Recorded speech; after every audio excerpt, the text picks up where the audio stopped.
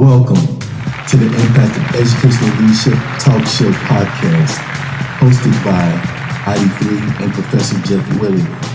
This show is designed to provide an exclusive forum on educational achievement gaps related to learner success while discovering relationships and family issues in diverse settings.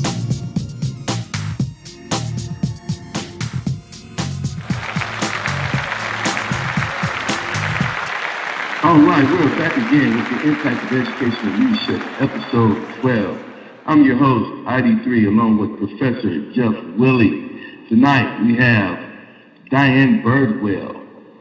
Tonight we will be discussing, does bullying occur in schools, organizations, group settings, and why? All right, say hello to the people, guys. Hi, everyone. Good evening, everyone. Thanks for being here. Looking forward to a very, very provocative discussion. All right, again, so the subject is, does bullying occur in schools, organizations, group settings, and why? For an act to be considered bullying, it must meet certain criteria. This includes hostile intent, imbalance of power, repetition, distress, provocation. Bullying can have a wide spectrum of effects on a student, including anger, depression, stress, and even suicide. Additionally, the bully can develop different social disorders or have a higher chance of engaging in criminal activity. The bully typically uses pressure to make his or her victims conform to their dominant role. There is no universal definition of school bullying. However, it is widely agreed that bullying is an aggressive behavior that reflects and reproduces in the environment, and it does not protect children and adolescents from violence and bullying. Tonight, we brought in Diane Birdwell. Welcome to the Impact of Educational Leadership Talk Show podcast, hosted by ID3 and Professor Jeff Willie. She has been teaching for quite some time. She was born in Waco, Texas, was raised in Dallas. She graduated from one of Texas' largest high schools, Skyline High School. Graduated from college from Texas A&M with a degree in political science. After trying her hand at various jobs, she joined the Army and later became a captain in the reserves. In the year 1999, she decided to change career fields and went into education to teach for the Dallas Independent School District and has been there ever since. She is a powerful youth advocate for equal and positive student treatment across the board. Diane's overall purpose for youth is that she ensures that youth maintain their human rights while aiding in skills such as education, health, housing, employment, relationships, you name it. Diane, welcome. Hi, thank you for having me here tonight. Absolutely, absolutely. So the first question goes to you. What are some external factors that teachers and managers should be aware of as it pertains to bullying? Well, some of the factors and clues that it's happening is usually the kids will tell us about it. Since teachers are not on the same social media streams as students, we better not be, we don't often see or hear what they're doing until they clue us in. If it's bullying that's happening on the campus, we may actually witness it. But more often than not, we're made aware of it because someone saw something and they said something. Go ahead. You know, Diane, you're such a gift to so many, and not just the educational field, but just in the community as a whole. You have been really sought after, and not just in the Dallas ISD, but I know you travel around and you speak and things of that nature. Professor Willie, he also he does some of the same things. Let me tell you a little bit about him. Professor Jeff Willie, he is born from rural East Texas, from a family of 12. Retired Air Force senior leader and classroom instructor. He holds a master's degree in conflict mediation, and he's currently finishing his doctorate in education leadership. Professor Willie is inspirational, he's motivational, and a visionary, living with a purpose and continual education. He's a lifelong learner. He's also an inspiring author, professor, John Maxwell Team Executive, leadership consultant, coach, disc trainer, and motivational speaker. Professor Jeff Willie, how are you doing today? I am doing good. Thank you, Isaiah. It's wonderful to be here. Thanks for inviting me and allowing me to participate in this very, very needed discussion tonight. Thank you. Absolutely, absolutely. Well, Professor Willie, what are some ways that the impact of educational leadership can have on aggressive behaviors like bullying that can cause emotional and even physical harm? Welcome to the Impact of Educational Leadership Talk Show podcast, hosted by ID3 and Professor Jeff Willie.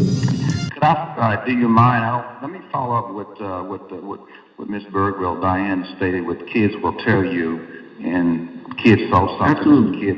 Kids said something. She's absolutely right. So I want to affirm that, and just to follow up with that kids will tell us about it in their. Because it's hard for children, I think Ms. Birdwell will agree, to keep a secret, eventually say something because they know about it. And they saw something, especially when it's off campus or in the neighborhood, and they tend to talk. I remember reflecting back when I was a small kid. It was hard to keep those things to yourself. You might not say it to an adult.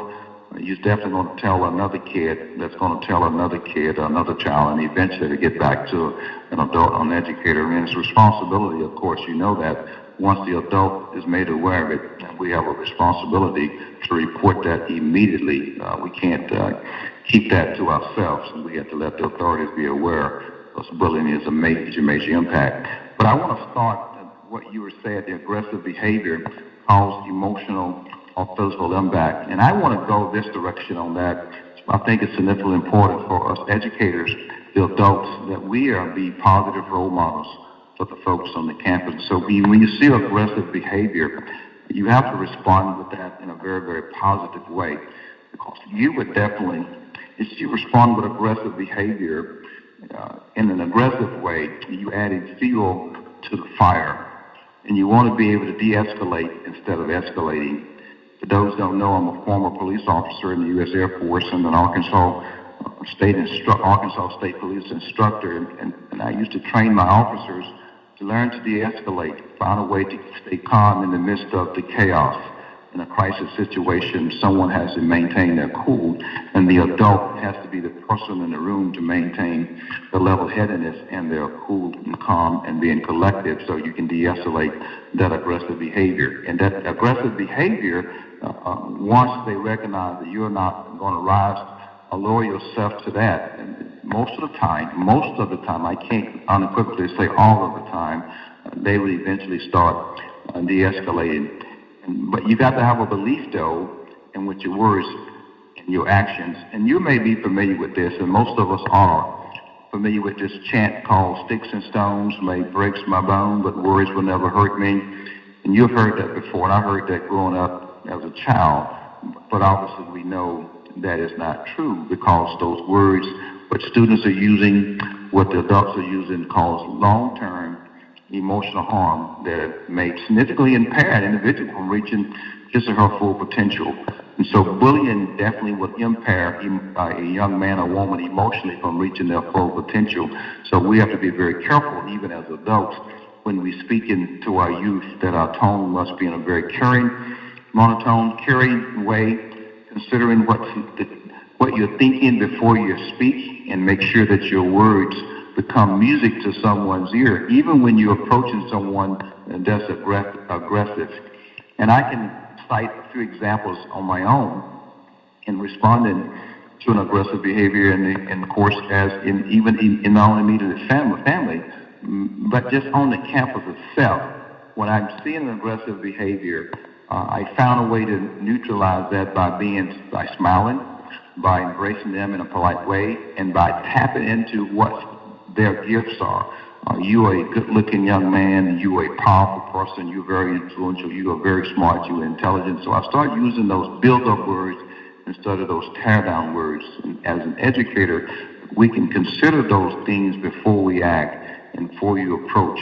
Because if you respond negatively, your response back will also be negatively. So recognize that all those young men and women, when they're doing that and when they're aggressive, they're asking for some type of attention, of course. That's what they're looking for. And when these young men and women are bullying, they're asking for help. That's what they're asking for. We're going to respond in a positive way and give them the help they need, the emotional stability, the emotional coaching, lifting them up instead of tearing them down. If you tear them down, then you are definitely going to harm them significantly for the rest of their lives. And hopefully, by the time they get to a certain age, they can rise out of that, but those scars are there. That's why words will hurt you. And be very careful on how we choose our word and how we respond. We must respond in a positive, unconditional, loving way.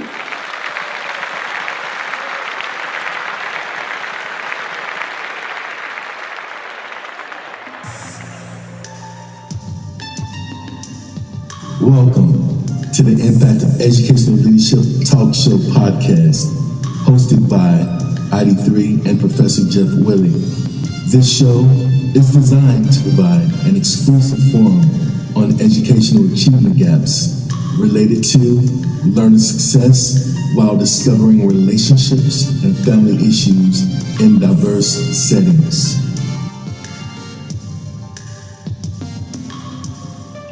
Professor Willie, I love the insight that you gave us.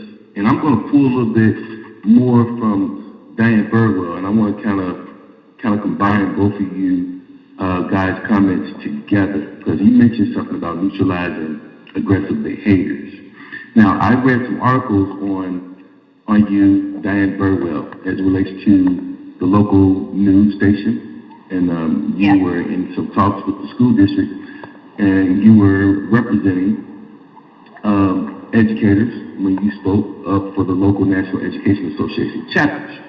You talked about also strengthening security district-wide, especially with substitutes, because a lot of times subs, they come into a new environment, and if they're not long-term subs, and so they have no clue about the culture of that school and how to communicate these types of issues, these types of behaviors, especially when they are aggressive, because they are, like I said, new to the environment. And so sometimes video cameras are not always on, or they're not always recording, but the outcry still remains. And so how do we now report? How do we report these activities, these behaviors, right? Especially when it comes to cyberbullying. How do we report these behaviors to the right officials? Okay, and because if it were that easy, it would be done. This would not be a topic for tonight. But bullying has been a lifelong, topic. And so with that being said, Diane Birdwell, like cyberbullying, let's go into that. Cyberbullying is also bullying. And it takes place over digital devices like cell phones, computers, and tablets. Okay, cyberbullying can occur through SMS messages. It can occur through apps, online social media platforms, forums, gaming systems where people can view, participate in, and share content. Okay, so what are your experiences? Give us some examples of one, what to look out for when the kid is too scared or too afraid or frightened to speak out. Just give us some examples that you've seen during your career as a teacher. All right. Well, I've seen many different kinds. The cyberbullying has been a phenomenon in the last few years as phones have become, ubiquitous, in our society. Every kid has one. Everyone has a smartphone with a camera on it, etc. And sometimes kids have reported and shown me things where they're being threatened on Facebook or Instagram. And once we're made aware of that, we have to report it. That's just the law in Texas. That's policy in DISD. And frankly, it's the human thing to do. The kids are reaching out to us. We must respond. The second kind that I've seen is where they will send messages to each other to go do something in person with the kids. So sometimes it's being used as a gathering mechanism. At lunch, we're going to go get this guy and we're going to bully him in the bathroom, or we're going to get this girl and we're going to throw milk on her head at lunch, that kind of thing. A third one is a little more dark. A lot of kids don't have the maturity on dealing with sexual matters, but they're participating in sexual activity. And a lot of times, we have kids who will send explicit pictures of themselves to someone they care about, and then that person will then forward it to other people. Hey, look what I've got. And then the bullying starts from them, the mocking, the teasing, and the sharing. And I've actually dealt with that in the district, where some kids have made this horrible mistake of sending pictures of themselves to someone they thought they could trust, and obviously they could not. And, the saying is true. Once it's on the internet, it's there forever. So we have to look at threats. We have to look at intimidation, but we also have to look at shame and humiliation. That's a part of bullying, too.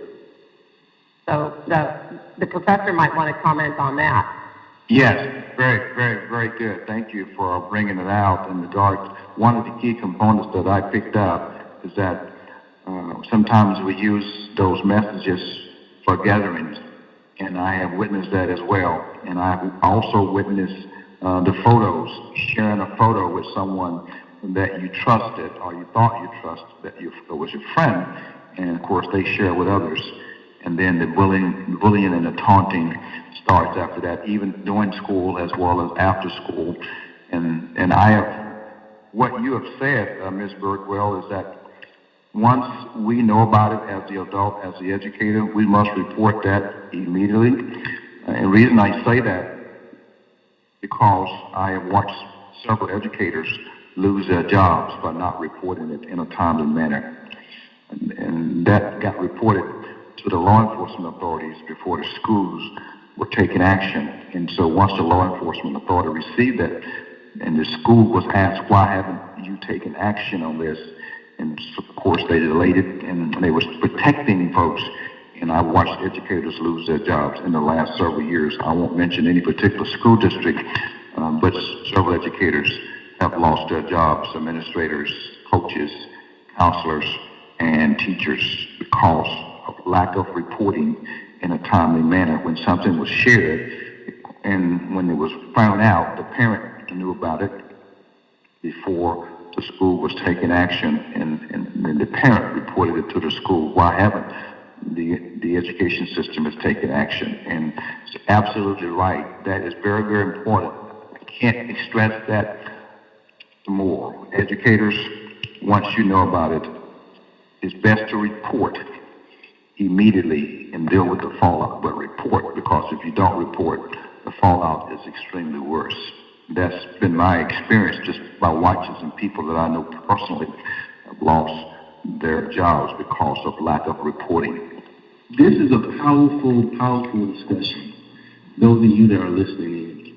And so with that, we're going to give you some ways. We're going to give you some ways to report bullying.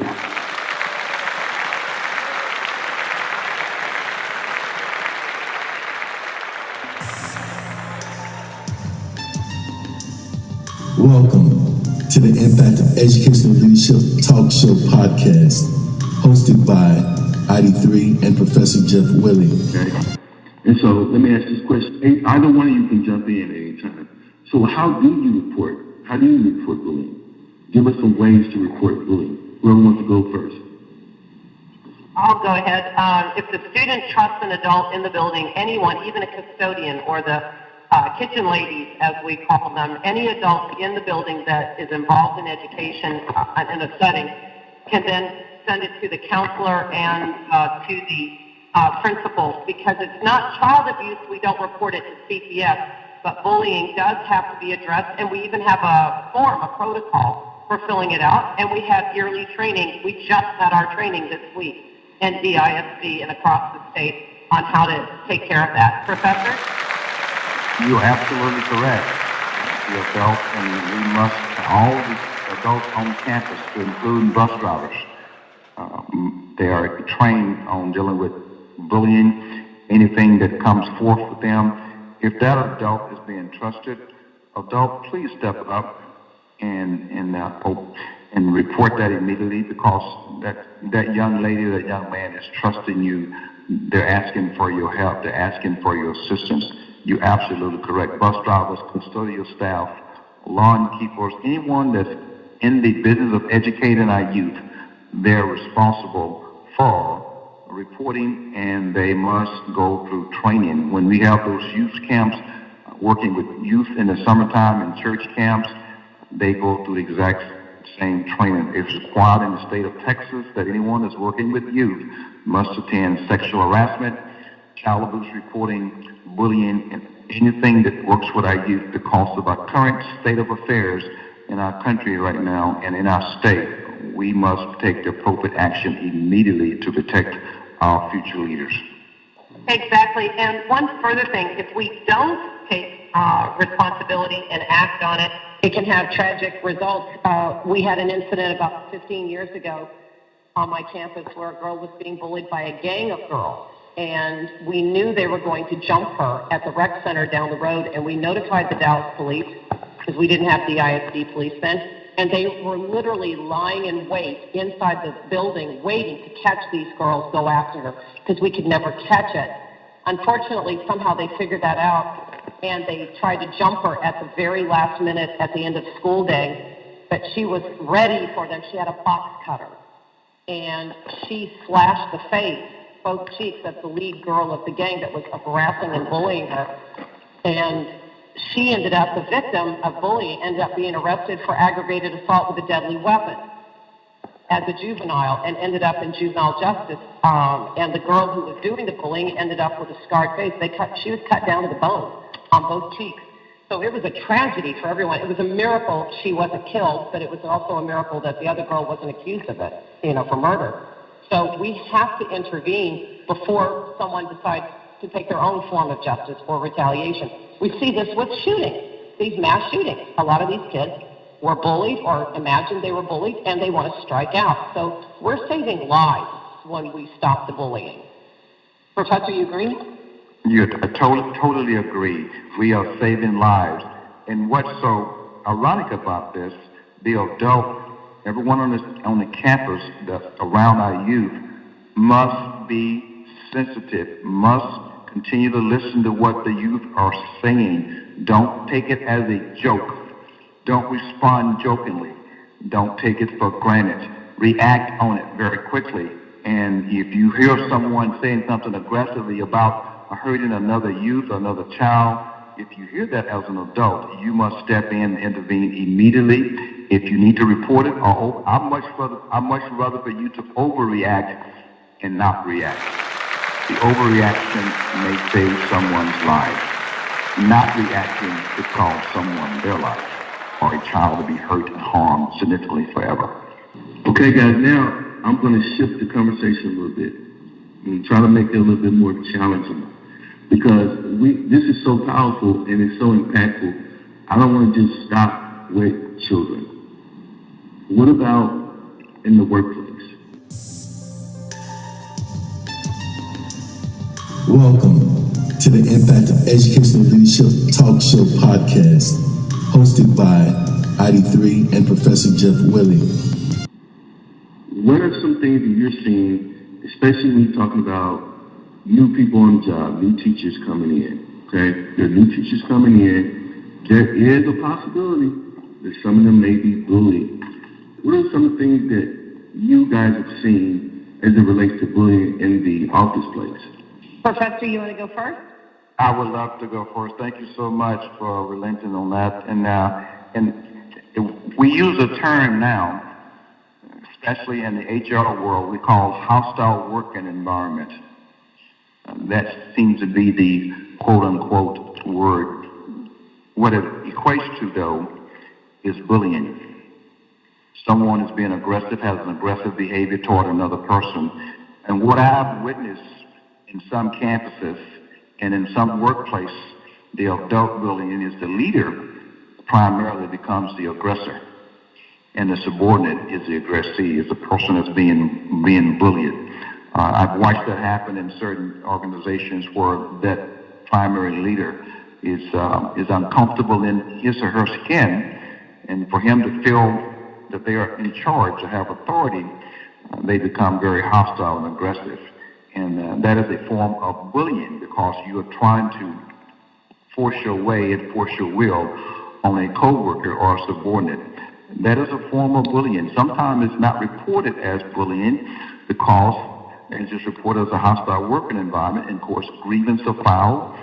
But in the essence of that is forcing your will on someone else. That's what you're doing, and that is a form of bullying. Anytime you're trying to force your will towards someone else and trying to get them to do something that they don't desire to do, and you have an aggressive behavior towards someone, that is a form of bullying. And we don't hear it so much in a workplace. We hear the hostile working environment. It could be an employee towards another employee.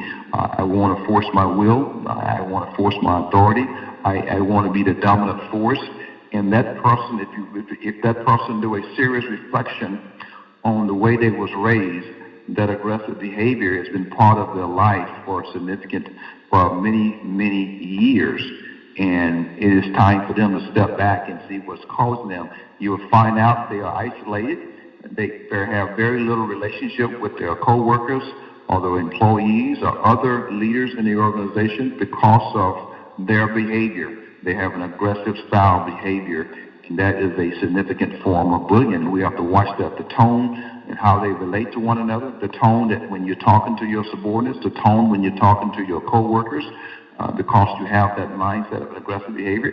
And most likely, you probably have been bullied at some time in your life, and because you never dealt with that and overcame that, and now you become the aggressor, because most bullies primarily have been bullied.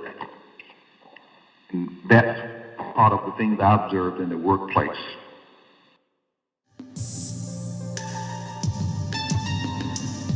Welcome to the Impact of Educational Leadership Talk Show podcast, hosted by ID3 and Professor Jeff Willie. That's true. I experienced it myself when I was a soldier. I mean, I may have been an officer, a lieutenant at the time, and yet there were men who made a point for sexual harassment or career harassment or hostile work environment, and I reacted in different ways. I handled it, myself without even having to go to the IG, the Inspector General, but it's a very prevalent and common thing to hear about now with the Me Too movement. But bullying sexually is sexual harassment. Hostile work environment is also there. I've seen it in the education setting in DFC as a union representative and even vice president of NEA Dallas at one time. We get many cases of it. Sometimes it's a little unclear what's going on, but most of the time it's quite clear that they will do what we call paper bullying or paperworking someone to try and drive them out, especially older teachers. For a long time in DISD, if you are an older veteran teacher, you cost the district more money and they wanted to bring in younger, they would basically have a hostile work environment for you. And so we've been pushing back on that. You also have leaders, administrators in any workplace who, as the professor said, they grew up in a certain mindset and they may have a racial bias. We call it racism, but basically it's racial bullying. You may have someone with a religious bias or an anti-LGBTQ bias. That's been a problem in many places. And I want to cheer DISD for being way ahead of the game on not tolerating anti-gay or anti-homosexual behavior. They will fire someone for making that a hostile work environment. And so we make it safe for the teachers and the students who come out to us as gay. And so that's, it's an epidemic in society, and the military and the education setting are just two symptoms, where people, we get together and you're going to find that. And the professor, I'm sure, saw it in the Air Force, and he saw it in law enforcement. And, you'll see it in a radio station. You'll see it at a grocery store. So we have to have an environment where people realize treating each other more kindly and more openly and with empathy. That's a big thing. And so one of the ways DISD is dealing with this now is called social emotional learning, or SEL, where we try to get the kids to calm down and reflect on their behavior. And same thing with the teachers, but try and get people to think before they act, learn how to, it's not just the situation there, but how they react to it that gives them the outcome that they end up with. So as a society, we need to awaken to how we can make it better for everyone.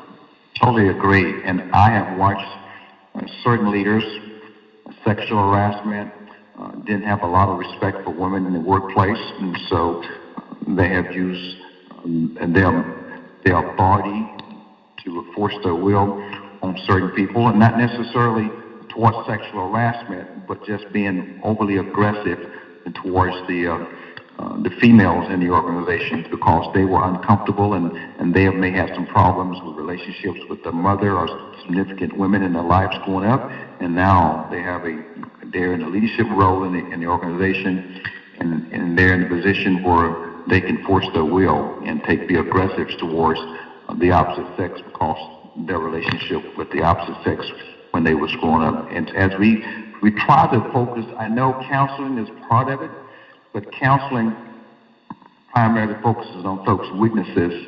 If we can get folks to enhance the greatness in them and focuses on their strengths, those strengths, and that's positive things about men and women. If you get both people working on those and enhancing those weaknesses not necessarily won't go away. They just won't be highlighted, because the love, the kindness, the caring, the relationship would be the primary focus of being bridge building and bringing people together. That brings me to my next point.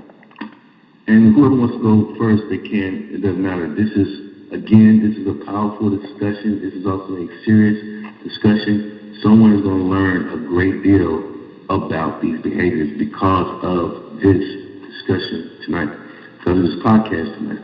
So I want to thank you for this and information. And with that being said, what are some ways, how can we identify the patterns of bullying in the beginning? So, because some people are being bullied right now, kids and adults, and don't even know it until it's too late. So give us some ways to identify. I know you talked a great deal about what you've seen and some of the precursors on how you've seen them start off, but give us some real-world examples of, okay, if this is happening, you're probably being bullied right now. Well, it's not a matter of just not getting along with them. There's always going to be a coworker who's not going to like me or my personality, or I'm not going to be agreeable to theirs. We get on each other's nerves. That's not bullying. And if there's, like if I don't like you, Mr. Girl, it's like, oh God, I have to have another meeting with them. Okay, just get through it. But when it's bullying, you actually feel it. It actually has physical manifestations of an upset stomach or a nervous headache or jitteriness or emotional outburst, because your body is telling you that you're in a bad place. It's our ancient fight or flight syndrome. And when you're being bullied, you feel, whether you realize it or not, subconsciously, you're under attack and you're being threatened. So your body will often tell you that there's a reason why you don't like being around that woman or that man. And so you have to kind of learn to listen to it. Parents have to learn to listen to their kids, and one of the problems is they're not as together as they used to be. They eat separately, they don't have meals together, they don't ask how their day was. Most of my teenagers' parents kind of leave them be, as we used to say in the evenings, unlike when they were little. And that way they don't really know what's going on in their life. We've had students who have attempted suicide, and the parents were totally blindsided by it because they had no idea their children were being bullied. They had no idea their children were in pain because there was no communication, there was no awareness, and luckily, didn't finish their attempt, thank God. But other students I have lost to suicide over the years. And it's a very painful thing. It's a very aware, sad thing for a lot of kids that they realize suddenly, oh my God, there are consequences to this behavior. Professor? Totally agree. What you said, Ms. Birdwell, is that the fact is that family unit and how we are, video games, not paying attention, not listening. Sometimes the teenager becomes the adult in the house because mom and dad is out working at nighttime or different. I've watched that happen as well. There's no connection, no communications, and I've watched parents sit right next to their children and not talk to their children, but would text their child, or the child would text the mom or text the parent, and not have that personal interaction, not sitting around. All those different dynamics, which is I call the breaking up of the family. The nucleus of the family could be in the home, but not be a family. They can be in the same household, but not have a relationship. And without the relationship, there's no communication. There's no asking questions, how was your day? If there's an open dialogue, the son or daughter walks in the house and starts sharing their day, because that family foundation is about communications and sharing, and that son or daughter feels very comfortable sharing their day with their mom and dad based on that initial relationship and nurturing relationship as that child was growing up. And that doesn't exist, and then that son or daughter goes into a cocoon and stay in that shell and go straight to their room when they come home and don't come out until it's time to go to school the next day.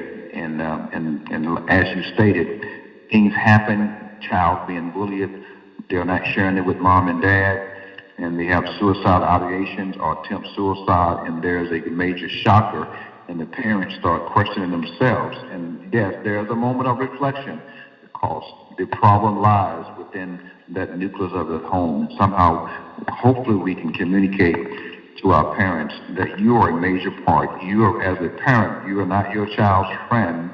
You can't have a very, very cordial and professional and personal relationship, but you got to nurture and listen and talk. Listen, and not primarily always talking, but just listening, and have a culture and an atmosphere where a son or daughter can talk to their parents, because they will share if you give them an opportunity, but they got to know that you have a heart of listening.